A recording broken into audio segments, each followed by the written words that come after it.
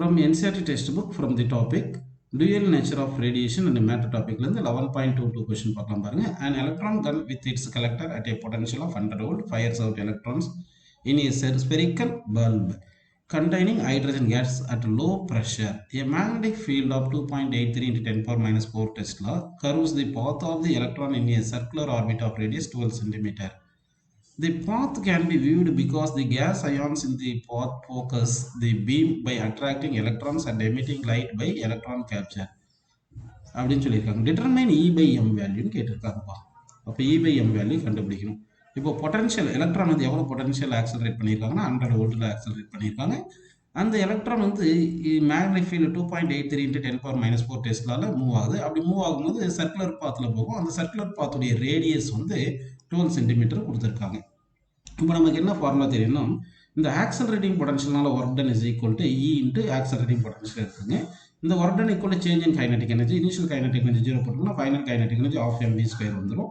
அப்போ இந்த first equation second equation left hand side work டன்னால ஈக்குவேட் பண்ணிருங்க. ஈக்குவேஷன் 1 and 2 ஈக்குவேட் பண்ணிங்கன்னா அப்போ EV இஸ் ஈக்குவல் என்ன வருது ஆஃப் mv ஸ்கொயர் அப்படின்னு வந்துடுது. இது வெலாசிட்டி ஸ்கொயர், இது ஆக்சலரேட்டிங் பொட்டன்ஷியல். இதுல இருந்து mv ஸ்கொயர் இஸ் ஈக்குவல் என்ன வருதுன்னா 2 தி E இன்ட்டு வின்னு கிடைச்சிருக்குப்பா. ஓகேவா? இப்போ நெக்ஸ்ட் நம்ம என்ன பண்ணலாம்னா E by M வேல்யூ தானே வேணும். இப்போ மேக்னெட்டிக் ஃபீல்டில் சார்ஜ் மூவ் ஆகும்போது என்ன ஆகும்னா மேக்னெட்டிக் ஃபோர்ஸ் வந்து ஆக்ட் ஆகிறது பர்பெண்டிகுலர் டு வெலாசிட்டியாக இருக்கும். அது சென்ட்ரிஃபியூகல் ஃபோர்ஸாக ப்ரொவைட் பண்ணிடும். அப்போ மேக்னெட்டிக் ஃபோர்ஸ் வந்து மேக்னெட்டிக் ஃபோர்ஸ் வந்து நம்ம BEV அப்படின்னு எடுத்துக்கலாம். Equal to centrifugal force mv square by ஆர்னு வந்துடுது. ஓகேங்களா? ஓகே, இதுல இருந்து ரேடியஸ் ஈக்குவல் என்ன வரும்னா இந்த வெலாசிட்டியும் இந்த ஸ்கொயர் கேன்சல் பண்ணோம்னா அப்போ ரேடியஸ் இஸ் ஈக்குவல் என்ன வருது பாருங்க mv by BEன்னு வருது. கரெக்டுங்களா?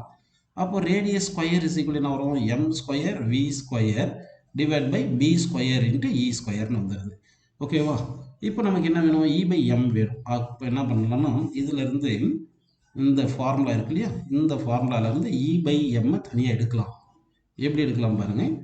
E by M அதாவது இங்கிறது ஒரு E எடுத்துட்டோம், இதில் ஒரு M வெளியே எடுத்துட்டோம், லெஃப்ட் சைடு வந்துருச்சு. அப்போ மேலே என்ன இருக்கு ஒரு M ஒரு v ஸ்கொயர் டிவைடட் பை கீழே என்ன இருக்குன்னா b ஸ்கொயரும் E இருக்கு. அடுத்து இந்த r ஸ்கொயர் இங்கே வந்துருப்பா. அப்போ ஒரு r ஸ்கொயர் போட்டாச்சு.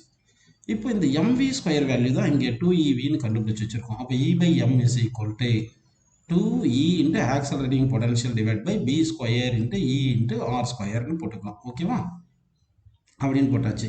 இப்போ வந்து நம்ம என்ன பண்ணலாம்னா இந்த E கேன்சல் பண்ணிட்டோம்னா அப்போ E by M is equal என்ன வருது 2 into accelerating potential divide by b square into r square.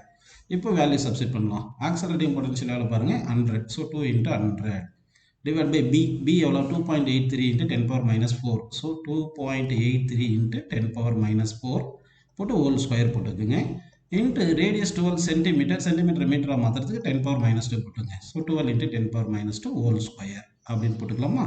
இப்படி பண்ணிங்கன்னா இதெல்லாம் சிம்ப்ளை பண்ணதுக்கப்புறம் நமக்கு ஆன்சர் என்ன வரும் பார்த்தீங்கன்னா இந்த E by M value nearly 1.73 into 10 power 11 அப்படின்னு வரும்.